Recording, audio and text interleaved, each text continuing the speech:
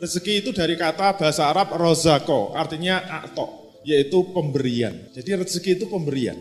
Yang kedua yang harus kita pahami, rezeki itu tidak sama dengan kepemilikan. Berarti karena rezeki itu pemberian, untuk memperoleh rezeki itu bisa melalui dua jalan. Bisa dengan jalan yang halal, bisa juga dengan jalan yang haram. Tapi dua-duanya disebut rezeki. Jadi kalau dari ayat-ayat tadi diurutkan, sebab datangnya rezeki itu dari Allah Subhanahu wa taala. Itu al-asbab. Sebab yang pasti rezeki itu berasal dari mana? Itu dari Allah Subhanahu wa taala. Berarti sudah disiapkan oleh Allah Subhanahu wa taala di atas. Kemudian sebelum turun ke bawah, untuk bisa turun harus ketemu dengan al-hal, yaitu kondisi keadaan yang bisa diupayakan oleh manusia untuk menurunkan rezeki itu. Dan al-hal itu ternyata bisa dua kemungkinan. Usaha manusia itu bisa dengan usaha yang halal, bisa dengan usaha yang haram. Kalau usaha yang halal kemudian itu bisa mendatangkan rezeki, maka rezekinya disebut rezeki yang halal. Kalau usaha yang haram, maka rezekinya disebut rezeki yang haram. Tapi harus diingat, dua-duanya itu beda. Kalau usahanya itu halal, maka itu berarti baru bisa disebut hak milik. Sedangkan kalau rezeki yang haram, tidak bisa disebut hak milik. Tapi dua-duanya adalah rezeki. Contohnya gini, di depan gedung banyak motor ya. Nanti yang nggak punya motor ambil satu aja gitu. Kalau sukses bawa motor sampai di rumah nggak ketahuan, itu namanya rezeki. Tapi itu rezeki yang haram. Maka tidak boleh diklaim bahwa itu milik saya, nggak bisa. Tapi kalau nyolong motor, jadi kalau mencuri kok sudah bawa motor kemudian dikejar, gebuki, dan motornya diambil kembali, itu berarti belum rezekinya. Berarti yang disebut rezeki itu apa? Kalau sudah di tangan kita, itu disebut rezeki. Baik itu dengan cara yang halal maupun dengan cara yang haram, pokoknya kalau sudah di tangan kita, itu baru disebut rezeki kita. Dan dua-duanya berasal dari Allah Subhanahu wa taala. Tapi untuk sampai ke tangan kita bisa dengan dua jalan. Oleh karena itu, pandangan yang mestinya kita ambil itu mengikuti dua lingkaran yang sudah kita bahas dalam Qadha Qadar. Rezeki itu yang pertama di dalam lingkaran yang menguasai manusia. Yang kedua, kita pandang dalam lingkaran yang dikuasai manusia. Ini materi Qadha Qadar dulu.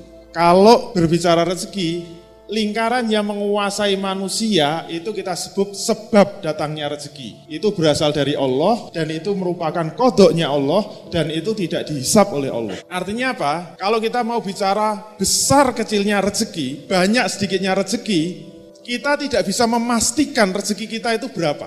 Sepenuhnya apa yang kita dapatkan itu adalah jatah dari Allah. Berasal dari Allah, itu termasuk kodok dari Allah. Dan kita ngertinya kalau sudah sampai kepada kita. Kalau kita mau mulai bisnis ya, kira-kira mau sukses atau tidak, keuntungan kita besar apa kecil, kita tidak bisa memastikan.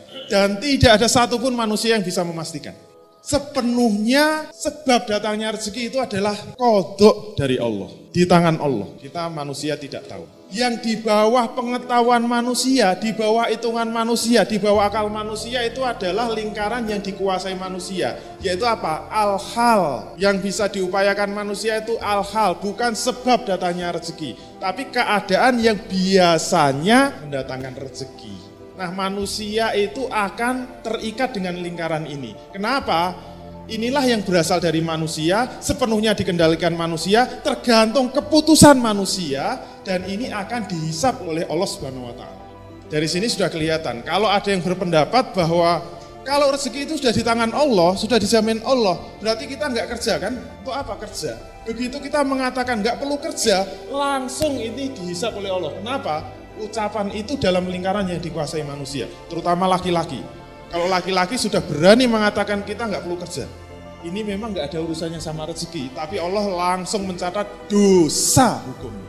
Makanya kalau mau ngelamar itu nggak perlu mengatakan saya sudah punya pekerjaan tetap, tetapi apa?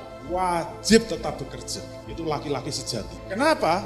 Karena yang wajib bagi laki-laki itu bekerja. Kalau nggak kerja dosa, masalahnya gitu. Urusan rezeki banyak apa sedikit, itu sudah ada jatahnya. Oleh karena itu seharusnya kita jadi manusia yang harus kita fokuskan itu pada lingkaran al-hal ini. Dan karena itu al-hal, akal itu bisa tahu bagaimana kaidah asbabiyah. Kalau biasanya ini menghasilkan, ya bisa kita kejar. Biasanya al-hal itu bisa diketahui kalau orang itu sudah punya pengalaman. Kuncinya di situ. Kalau kita nggak punya pengalaman, maka kita bisa belajar pada orang yang pengalaman. Paling enak itu belajar pada orang yang pengalaman. Nah, kalau ketemu orang sukses itu falsafah Jawa ya, seneng dipuji-puji. Wah, saya lihat Bapak itu sukses, saya kagum dengan Bapak. Maka langsung bilang, terus terang Pak, saya ingin belajar dari kesuksesan Bapak. Wah, dia ngomong gitu, ngomongnya nggak selesai-selesai gitu. Seneng mesti orang gitu. Kenapa? Begitu dia mau cerita, yang paling mahal itu experience itu. Pengalaman itu, mau kuliah berapa tahun juga itu kalah tetap. Diikuti saja, itu namanya akal. Tapi kemudian kalau kita mempraktekkan, kita mengikuti, belum tentu hasilnya itu sama. Kenapa? Karena itu rahasia Allah yang kita nggak tahu. Karena nggak tahu, maka kita fokuskan akal kita di sini.